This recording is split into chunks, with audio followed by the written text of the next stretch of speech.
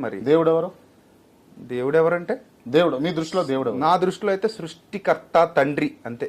ఉం. తండ్రి అంటే మీ నాన్న దేవుడు మీకు? సమస్త ఆత్మలకు తండ్రి. ఎవరు ఆయన పేరు? ఇప్పుడు అలా కాదు, ఆయన పేరేంది? మినిస్టర్ అనగానే ఉం. హోమ్ మినిస్టర్ ఉంటాడు, ప్రైమ్ మినిస్టర్ ఉంటాడు, అంతే కదా. చీఫ్ మినిస్టర్ ఉంటాడు. తండ్రి అనగానే మీ నాన్న అంటే ఎలా కుదురుతుంది? భూసంబంధంగా ఒక నాన్న ఉంటాడు, యూనివర్సల్ గా ఒక నాన్న ఉంటాడు కదా. సరే, మీరు నమ్మే దేవుడు ఎవరు? మీరు నమ్మే దేవుడు ఎవరు?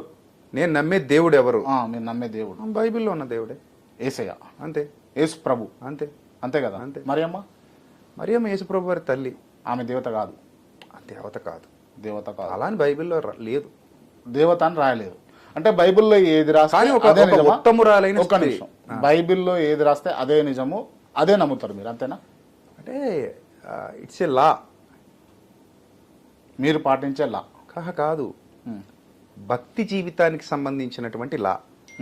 ఇప్పుడు మనం భారతదేశంలోనో రాజ్యాంగాన్ని అనుసరిస్తాం కదా, అలాగే భక్తి జీవితానికి సంబంధించి న్యూ టెస్టమెంట్ అనేది క్రీస్తు ద్వారా వచ్చినటువంటి చట్టం. ఈ చట్టాన్ని అనుసరిస్తాం. రైట్. క్రీస్తు ఏ విధంగా ఏర్పడ్డాడన్నా? ఏర్పడడం అంటే మీ క్వశ్చన్లో క్లారిటీ లేదు. క్వశ్చన్లో కాదు కానీ ఏర్పడడం అంటే ఎట్లా పుట్టిండు అంటున్నా. మరియమ్మకు పుట్టాడు. మరియమ్మకు పుట్టిండు అంటే దేవుడు సృష్టించిన సృష్టి, లేకపోతే దేవుని ముందు ఇంకో సృష్టి ఉండేనా? అర్థం కాల. అర్థం కాలే. రైట్, ఇది మళ్ళా తీసుకుంటున్నా నేను. యేసుక్రీస్తు దేవుడు అన్నారు మీరు. యేసుక్రీస్తు మరియమ్మకు పుట్టిండని మీరే అన్నారు. అంటే ఇప్పుడు ఆయన భూమి మీదకి రావటానికి మరియమ్మ అని ఒక కన్యని, ఒక ఉత్తమురాలైన కన్యని, ఒక ఉత్తమురాలైన కన్యని ఆయన ఒక సాధనంగా వినియోగించుకుని ఆమె గర్భం గుండా ఈ భూలోక ప్రవేశం చేశాడు. అంత ముందుకు యేసు ప్రభు ఎక్కడుండే?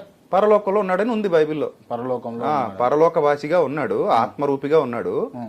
సో ఈ భూమి మీదకి రావాల్సిన సమయం ఆసన్నమైనప్పుడు కార్యార్థిగా వచ్చాడు. ఓకే. తన కార్యాన్ని నిర్వర్తించడానికి, సమాజానికి చేయాల్సినటువంటి ఆ మంచి కోసం దిగొచ్చాడు ఈ లోకానికి అనేది బైబిల్ చెప్తోంది.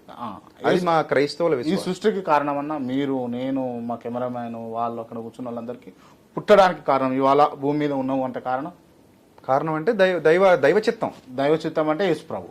అంటే నేను ఏమంటానంటే, ఇప్పుడు దైవ చిత్తము అంటే దేవుని యొక్క మహాసంకల్పం మేరకు మానవులందరూ ఈ లోకానికి వచ్చారు. కలిగి ఉన్నది ఏది ఆయన లేకుండా కలగలేదు.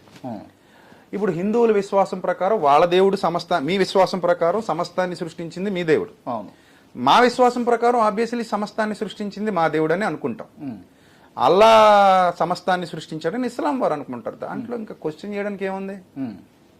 అంటే ఆల్రెడీ మనుషులు ఉన్న తర్వాత దేవుడు వచ్చిండు. మనుషులు ఆల్రెడీ భూమి మీద ఉన్న తర్వాత దేవుడు వచ్చిండు అని అంటే పని మీద వచ్చాడు అంటున్నాను. పని మీద వచ్చి ఆయన ఉన్నాడు ఆల్రెడీ.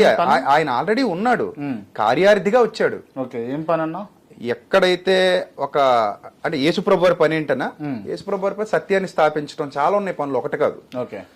ఒకటి సత్యమును గురించి సాక్ష్యం ఇవ్వడానికి, సత్యాన్ని స్థాపించాలనేది ఒకటి నిబంధన ఏర్పాటు చేయడానికి.